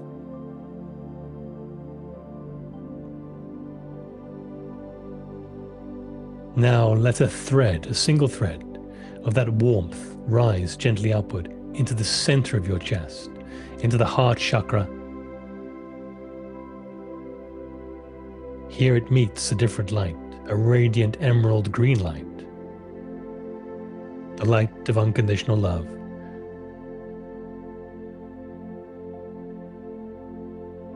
Watch now as the heart center opens like a flower turning towards the sun. Feel the two lights greet one another, the creative fire of the sacral rising, the boundless love of the heart descending to meet it.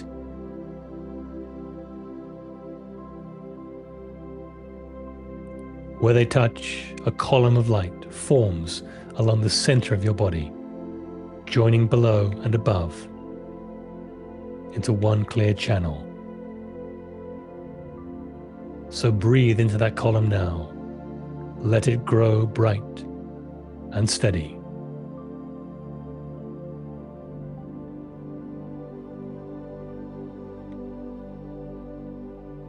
Now from this center, we will build the vehicle of light. So imagine now surrounding your body a shape of pure geometry, a tetrahedron, a pyramid of light with a triangular base, its point facing up above your head, its base beneath your feet. See its edges drawn in fine golden light around you. This half is the masculine form, the vessel of the electric, the sky.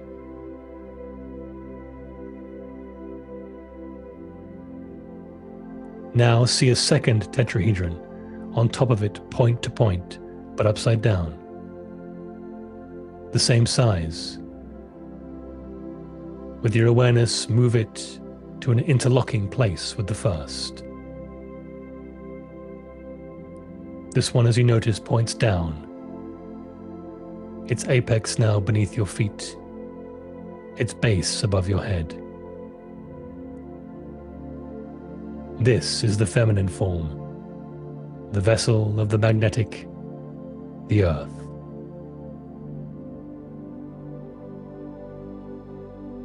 You now sit inside this, and the two now interlace in a single star of light around your whole being.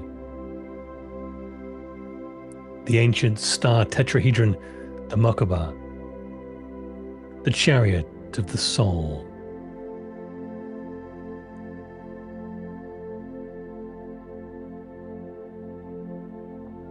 And now, gently set it turning.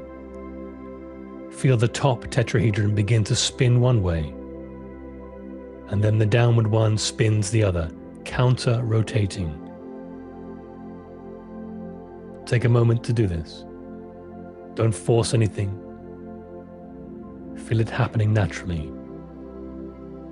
Faster and faster.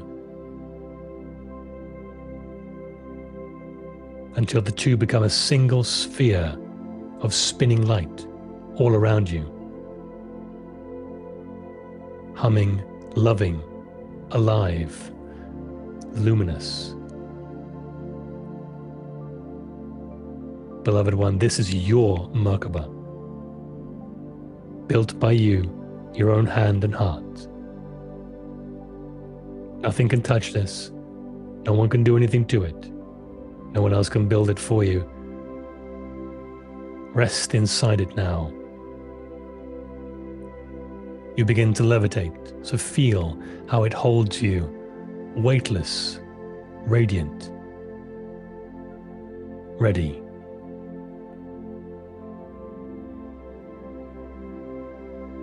Now within your Merkaba we rise. So feel this sphere of light, this vessel lift, effortless, easy, without gravity, as effortless as thought. Up through the apex now we travel, up through the pyramid of light, up through the roof, higher and higher, until a flash of light transports us to just above the Earth chakra. You notice other members of the family of light all flashing in now. Dozens, hundreds, thousands of us. So take a hand to your left and take a hand to your right, encircling beloved Gaia. You are far from alone, all around the curve of the planet now, arriving in their own vessels of light, the countless souls of the family of light. Starseeds and light workers from every land, every one of them making this same journey in this now moment. See them gathering, a great ring of shining beings, encircling the world. Feel the current of light that passes the instant now your hands are joined. We form now one unbroken circle of light, held hand to hand around the Earth. Below your joined hands, at the heart of the ring, the planetary heart center pulses, the great chakra of the Earth herself glowing up to meet us like an answering sun, where we have just been. Let your combined love pour gently towards it. Now we bring upon the sacred hexagon, the building block of all life. See, hovering in the space between our ring and the Earth, a single point of brilliant light in the center.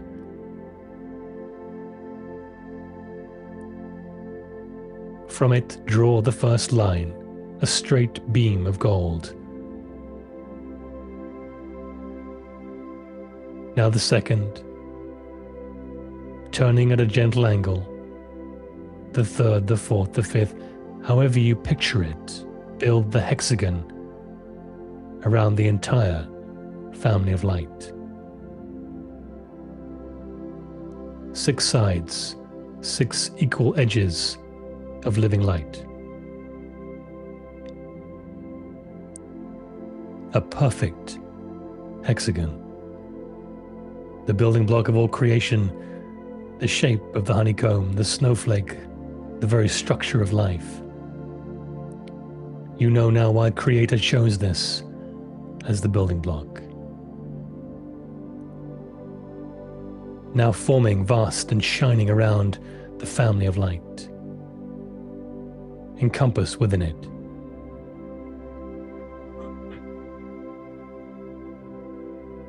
See the planet resting within the hexagon with the family of light surrounding it. Everything inside it held in its 6-sided embrace. Use the breath and breathe light into each of the 6 sides until the whole form blazes.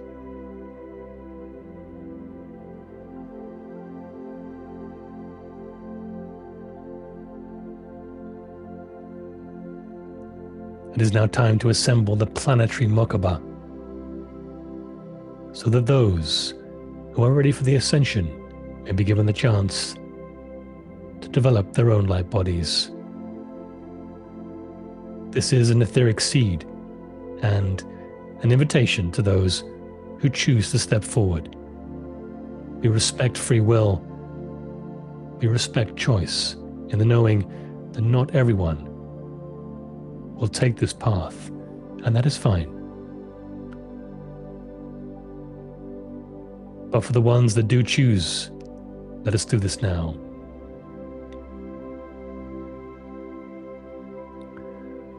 So around the family of light, around the hexagon, as you did for yourself, build the first tetrahedron. Its apex, the top of it, reaching up, far above the earth. Everything inside of it. And now build the second, the point facing down, and interlock it with the first. The family of light, the great hexagon, the earth, all within the Merkaba. The feminine, the magnetic, the deep, the 2 vast pyramids interlacing into a single planetary star of light, the Merkaba of the earth.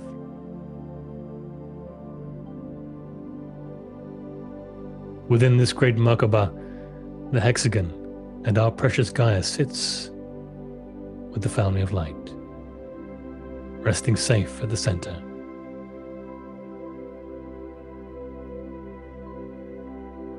And now, all together as one family, one ring of light, one heart, we set it turning.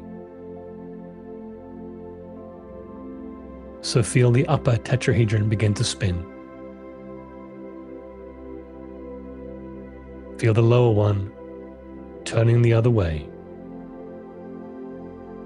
faster and brighter, until the whole vast vessel becomes a single sphere of radiant living light around the family of light, around the planet.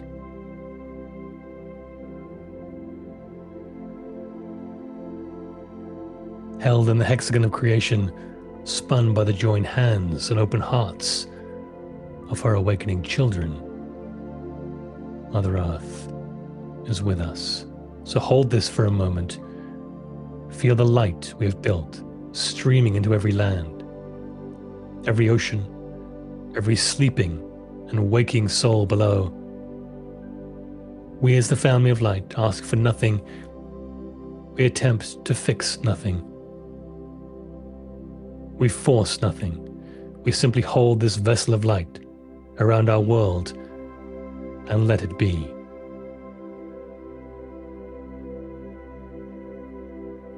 So let us rest here for a moment in this great turning, this great cathedral of light.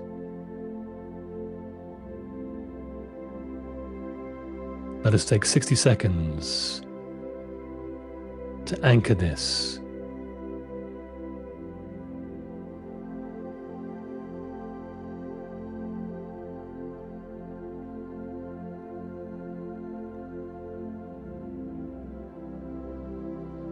Loving hearts of the family of light, all beating as one.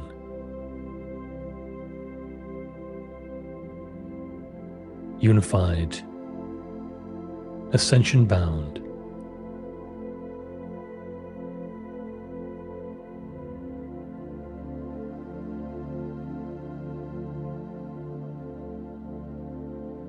So, beloved hearts, it's time to return now.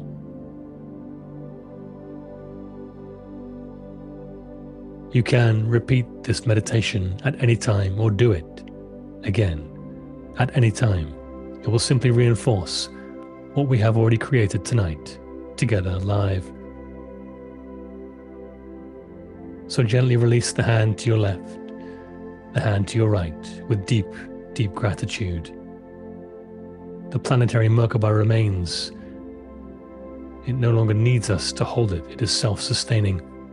It turns on its own, anchored by the love we just gave it. So feel your own Merkaba still spinning softly around you.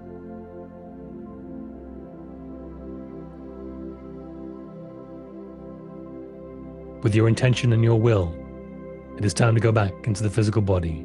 So journey down in your Merkaba towards the earth, through her atmosphere easily, gliding down through the clouds, towards the country you live in, towards the city, the village, the town, effortlessly moving towards the house you live in,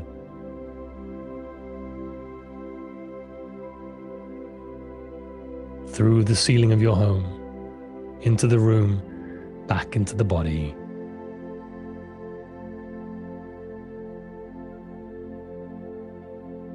You know the drill. I will give us a count from 5 to 0. 0 being the most awake. 5, just feeling connected back in the physical, honoring the vessel. 4, just ever so slightly rotating the torso. 3, wiggling fingers and toes, ankles and wrists.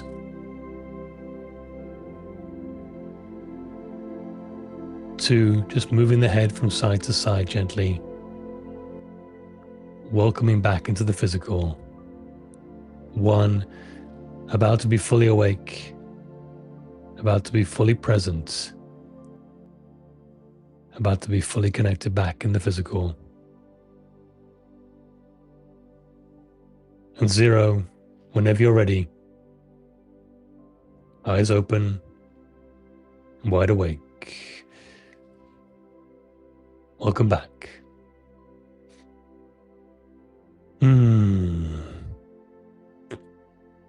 I hope that was powerful. Let me know in the live chat how that was for you. We'll turn the music off. We didn't let that interruption stop us.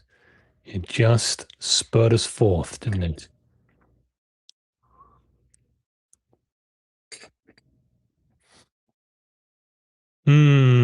Okay. Well, that was a powerful one, guys. Merkaba light bodies spinning and created. Take time to integrate that energy. It's a powerful one. Take time to repeat it. You can use that Merkaba light vehicle to travel in all kinds of different ways. So that's built, and it's encouraged that you reinforce it every few weeks in a practice like that. You don't have to do it in a pyramid of light.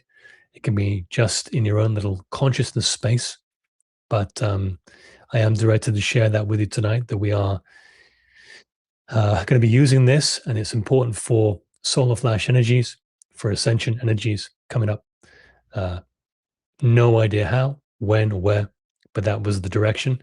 So thank you all for joining me on that little journey of Merkabic light was wonderful. My apologies for the interruption. No idea what happened. The browser just stopped and I lost you for a minute. But man, we came back strong. So yeah, very powerful. Very powerful. Slightly more complicated with the shapes, but don't worry about that. Patricia, difficult to imagine. Yep, I get that. Don't worry. Just feel the energy, feel the intention. That's the most important part. But if you are a good visualizer, you can do that too. It's all good. There's a space for everyone in this work. Doing it wrong, you can't do it wrong. Just keep trusting your guidance. Okay, so I will catch the Inner Circle members over on Patreon later on tonight. I will post this show very shortly, and you'll have the slide deck. If you do want to join up Patreon, please do come and join us. The Inner Circle is where it's at. It's amazing. It's an amazing extension of the family of light we have. And if you do have any problems signing up for Patreon, I know sometimes it can be a bit of a different platform. Please do reach out to Patreon, not me or us, as we probably won't be able to help you. It's like reaching out to us on YouTube if you've got a problem with your Google account. We're on YouTube, but we can't help you with the account. We can't see any of that. We have no access to you and your account. That's all secret. It's your account. It's privacy protected. So if you have any problems accessing content at all, can't speak, on Patreon, please do reach out to them because they'll be able to help you much sooner. But otherwise, I'll see you over on Patreon very, very soon. And again, just thank you guys. Thank you for your presence and attendance of the work that you are doing with me. Just guided to share this tonight. So hopefully it was powerful for you. And just know how much you matter, how much this work is important, and how much I love you and I honor everything you're doing. So I'll see you next Monday. Keep this Merkaba light spinning, and I'll catch you guys in the Inner Circle over on Patreon very shortly. So lots of love, guys, and I will see you very soon.